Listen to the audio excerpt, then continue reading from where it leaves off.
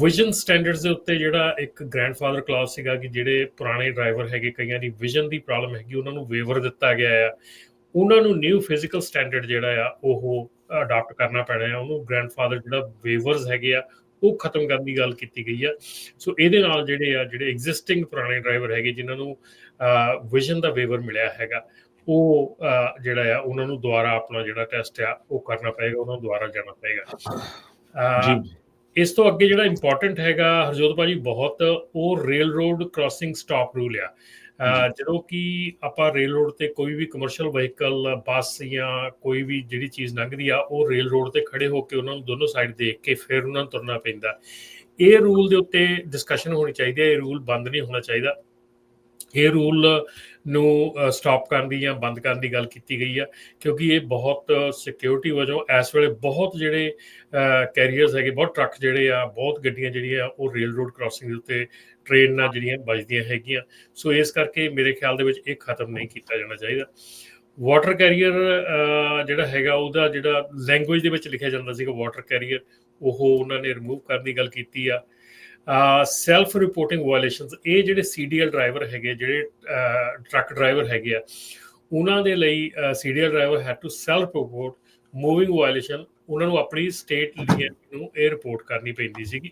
ਸੋ ਜਿਹੜੀ ਉਹਨਾਂ ਨੇ ਇਹ ਹੈਗੀ ਆ, ਇਹ ਚੀਜ਼ ਜਿਹੜੀ ਆ ਇਹਨੂੰ ਖਤਮ ਕਰਨ ਦੀ ਗੱਲ ਕੀਤੀ ਆ, ਕਿਉਂਕਿ ਸਟੇਟ ਜਿਹੜੀ ਆ ਉਹਨੂੰ ਆਲਰੇਡੀ ਉਹ ਚੀਜ਼ ਇਲੈਕਟ੍ਰੋਨਿਕਲੀ ਜਿਹੜੀ ਮਿਲਦੀ ਹੈਗੀ ਆ। ਸੋ ਇਹਦੇ 'ਚ ਹੋ ਸਕਦਾ ਡਰਾਈਵਰਸ ਕਾਫੀ ਜਿਹੜੇ ਆ ਉਹ ਉਸ ਚੀਜ਼ ਤੋਂ they will be of the hook. Rear impact guard ਜਿਹੜੇ ਆ, ਉਹਨਾਂ ਉੱਤੇ ਇੱਕ ਲੇਬਲਿੰਗ ਹੁੰਦੀ ਆ ਕਿ ਇਹਦਾ ਜਿਹੜਾ FMCSA ਅਪਰੂਵਡ ਹੈਗਾ ਆ, ਜਿਹੜਾ ਰੀਅਰ ਇੰਪੈਕਟ ਗਾਰਡ ਆ, ਉਹ ਲੇਬਲ ਹੋਣਾ ਜ਼ਰੂਰੀ ਸੀਗਾ। ਉਹਦੀ ਵੀ ਟਿਕਟ ਮਿਲਦੀ ਹੁੰਦੀ ਸੀ। ਉਹ ਵੀ ਕੈਰੀਅਰਸ ਵਾਸਤੇ ਇੱਕ ਹੈਗੀ ਆ ਕਿ ਜਿੱਥੇ FMCSA wants to remove the label, although ਕਿ ਜਿਹੜਾ ਤੁਹਾਡਾ ਰੀਅਰ ਗਾਰਡ ਹੈਗਾ ਉਹ ਸਟੈਂਡਰਡਸ ਦੇ ਨਾਲ ਮੈਚ ਕਰਨਾ ਚਾਹੀਦਾ ਆ।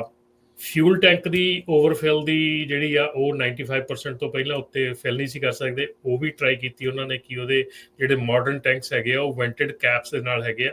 ਸੋ ਐਗਜ਼ੰਪਸ਼ਨ ਜਿਹੜੀ ਆ ਉਹ ਵੀ ਰਿਮੂਵ ਕਰਨ ਦੀ ਗੱਲ ਕੀਤੀ ਆ। ਲਾਇਸੈਂਸ ਪਲੇਟ ਜਿਹੜੀਆਂ ਟਰੱਕ ਦੇ ਪਿੱਛੇ ਹੁੰਦੀਆਂ ਆ, ਉਹ ਜੇ ਉਹਨਾਂ ਤੇ ਲਾਈਟ ਨਹੀਂ ਸੀ ਜਗਦੀ, ਉਹਦੀ ਵੀ ਟਿਕਟ ਮਿਲਦੀ ਹੁੰਦੀ ਸੀਗੀ, ਪਰ ਉਹਨੂੰ ਵੀ ਰਿਮੂਵ ਕਰਨ ਦੀ ਗੱਲ ਕਹੀ ਗਈ ਆ, ਕਿਉਂਕਿ ਜਿਹੜੀਆਂ ਟਰੱਕ ਦੇ ਪਿਛਲੀਆਂ ਲਾਈਟ ਹੁੰਦੀਆਂ, ਲਾਇਸੈਂਸ ਪਲੇਟ ਹੁੰਦੀ ਆ, ਯੂਜ਼ਲੀ ਟ੍ਰੇਲਰ ਦੇ ਥੱਲੇ ਹੁੰਦੀ ਆ, ਉਹ ਦਿਖਦੀ ਨਹੀਂ।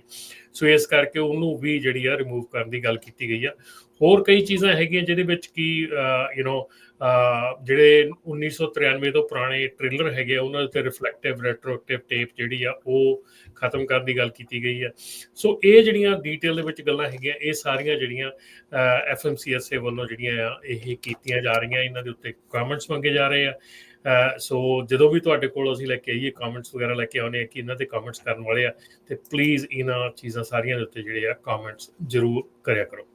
ਜੀ ਜੀ, ਸੋ ਬਹੁਤ ਵਧੀਆ ਜਾਣਕਾਰੀ ਦਿੱਤੀ ਗਈ ਹੈ। ਜਿਹੜੇ ਸਾਡੇ ਸਰੋਤੇ ਸੁਣ ਰਹੇ ਹੈਗੇ, ਤੁਹਾਡਾ ਵੀ ਕੋਈ ਟਰੱਕਿੰਗ ਦੇ ਨਾਲ ਰਿਲੇਟਡ ਕੁਐਸਚਨ ਤੇ ਤੁਸੀਂ ਕਾਲ ਕਰ ਸਕਦੇ ਹੋ।